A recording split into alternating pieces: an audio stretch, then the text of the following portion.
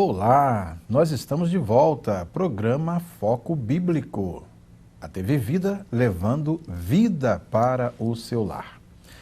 Foi bom, você me perguntaria, foi bom, pastor, deixar de ser ateu e passar a ser crente em Deus? Muitas pessoas pensam que quando nós nos tornamos evangélicos, quando nós cremos em Deus, quando nós professamos Deus como nosso Criador, nós viramos pessoas alienadas da realidade, pessoas inúteis à sociedade, pessoas que não têm absolutamente nada a transmitir. Será que isto é uma verdade? Não, nós não nos alienamos. Inclusive, uma das coisas que mais me impulsionou a percorrer inúmeras áreas do conhecimento, principalmente conhecimento científico, foi o mito de que quem estuda, faz faculdade de ciências, vira ateu. Bem, eu já tinha passado pela minha experiência no ateísmo. Então agora reverter seria um desafio enorme. Fui estudar matemática. Estudando matemática, eu não me senti nem um pouco inclinado a me tornar ateu. Ao contrário, a organização da matemática, a beleza da matemática, que paralelamente com a beleza da física, que depende totalmente e quase que exclusivamente dos modelos teóricos da matemática, é bem verdade que hoje os próprios físicos estão criando os seus modelos teóricos, porém, nós percebemos que quando entramos no estudo da matemática, nós vemos como a organização das matérias que nós estudamos, trazem um senso estético, uma beleza extraordinária. E eu fiquei fascinado e cada vez mais fascinado porque, à medida que eu ia aprimorando os meus conhecimentos em matemática, eu ficava muito mais crente.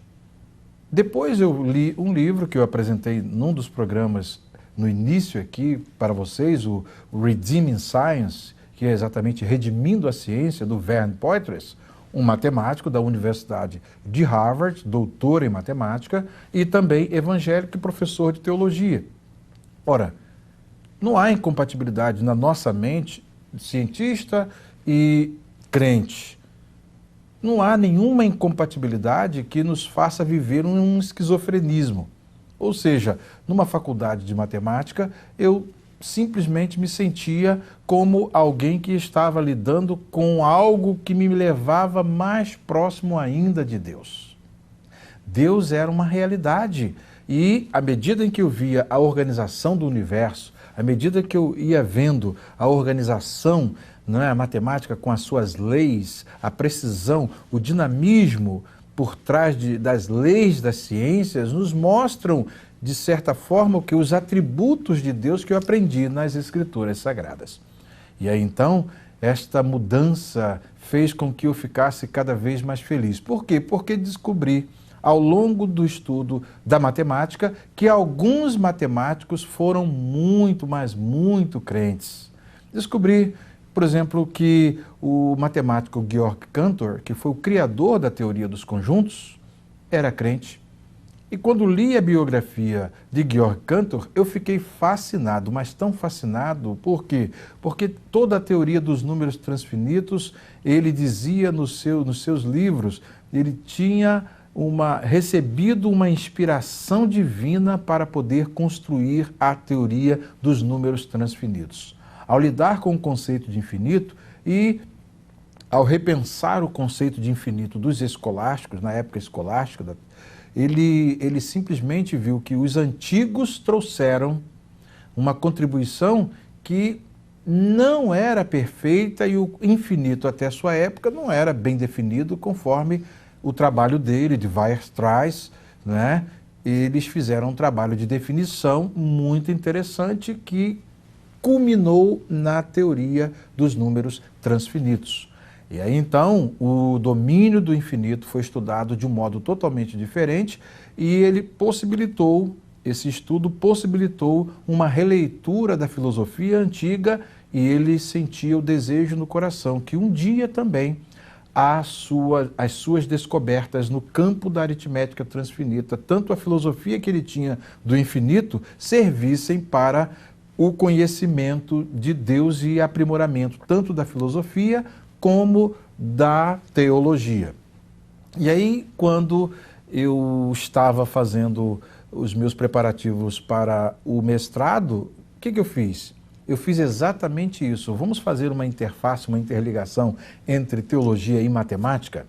Daí então surgiu a minha dissertação, que eu repensei o sistema antigo, peguei o credo de Atanásio, que fala acerca do ser de Deus, não é? Porque o problema da trindade, da existência de Deus, Deus ser três pessoas e uma só essência, isso era uma dificuldade, provocava uma dificuldade enorme na cabeça dos antigos. E então lá pelo século IV, pelo século V, isso estava fervendo e ninguém chegou a uma solução. Fizeram um credo postulando, ora, se o ateu tem condição de postular que Deus não existe, o teólogo também tem o direito de postular aquilo que a palavra de Deus afirma ser a verdade, não é? E isso é uma possibilidade, e aí então é que está a diferença entre você acreditar em Deus ou não acreditar em Deus. Isso é um postulado, é uma coisa que você assume ou como verdadeira ou como falsa, não é? E então, o que aconteceu? Ao fazer o repensamento, à luz do pensamento de Cantor, do pensamento e do conceito filosófico de infinito de Cantor, ao entrar com esse pensamento na reanálise do credo de Atanásio, eu descobri uma simplificação que nos possibilitou a compreensão da doutrina da Trindade. Era uma confusão que eles faziam, porque lidavam com números inteiros e aí queriam que os números inteiros, não é, a soma de 1 mais 1 mais 1, que dá como resultado 3, eles perguntavam como é que isso pode dar 1. Claro, no sistema numérico que eles utilizavam não era possível isso, mas no sistema numérico criado por Georg Cantor, que era um sistema infinito, que trabalhava com o infinito, ele viu que o infinito tem propriedades totalmente diferentes. E essas propriedades fizeram com que ele, não é, construísse toda uma teoria que até hoje nós utilizamos, mas que ele dizia que havia sido revelada, essa teoria, essa visão de mundo a partir, não é, da análise do infinito. Ele disse que foi revelada a ele através, não é, foi revelada a ele através de Deus. Deus foi o que revelou para ele. Ele tinha isso como convicção e a sua biografia traz isso de um modo muito claro e os seus livros também. Então, daí nós não vemos nenhum conflito entre matemática, entre física e entre a Bíblia. Nós mostramos isso nos nossos primeiros programas e agora estou trazendo também uma contribuição da matemática que está mostrando para nós que não existe este conflito. E isso é importante por quê? Porque quando nós cremos em Deus, nós não precisamos viver alienados das coisas que acontecem ao nosso redor. Mas nós temos a plena convicção de que Deus existe e, por existir, nós estamos na condição de criaturas de Deus e podemos conhecer muito mais acerca dele do que você imagina. Se nós pudéssemos mergulhar, como muitos cientistas fazem, na ciência, o que acontece? Em vez de nós não crermos em Deus, nós creríamos muito mais, porque os cientistas veem dimensões que você, que é um telespectador comum, que não tem acesso à física, à química, à matemática, você talvez não tenha condições de ver o mundo na dimensão de um cientista. Daí Vern Poitras escreveu no primeiro capítulo do livro Redeeming Science, Redimindo a Ciência, porque os cientistas devem crer em Deus. Sabe por quê? Porque tudo quanto nós estudamos, desde as propriedades mais ínfimas da natureza até ao cosmos mais vasto, tudo nos revela uma ordem infinita, uma ordem extraordinária e nos leva a crer, como o salmista dizia no Salmo 19, os céus manifestam a glória de Deus e o firmamento anuncia a obra de suas mãos. Nós vemos muito claramente a Bíblia dizendo isso, e é exatamente por conta desta revelação de Deus é que nós não aceitamos essa postura, por exemplo, do existencialismo ateu, que diz que o homem é produto, projeto de si mesmo.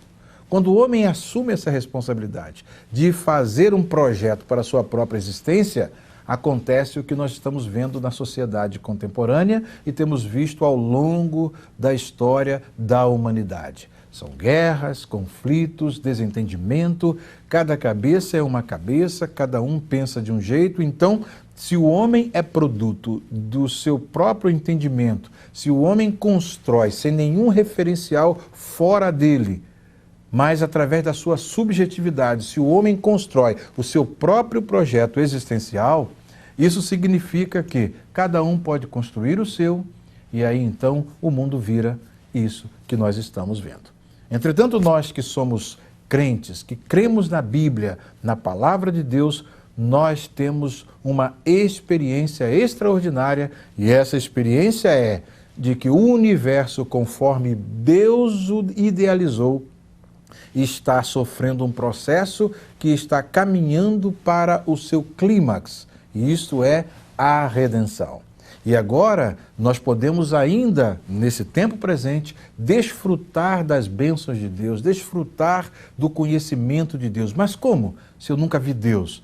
Deus não é para ser visto na condição humana em que nós estamos, mas nós temos em nós, segundo a palavra nos ensina, o nosso espírito, e é nesse nível da nossa existência que nós conhecemos Deus, e Deus, que também é espírito, se revela a nós nesse nível íntimo e profundo do nosso ser. No próximo bloco, nós vamos continuar com este assunto, porque certamente vai edificar a sua vida. Fique ligado, programa Foco Bíblico.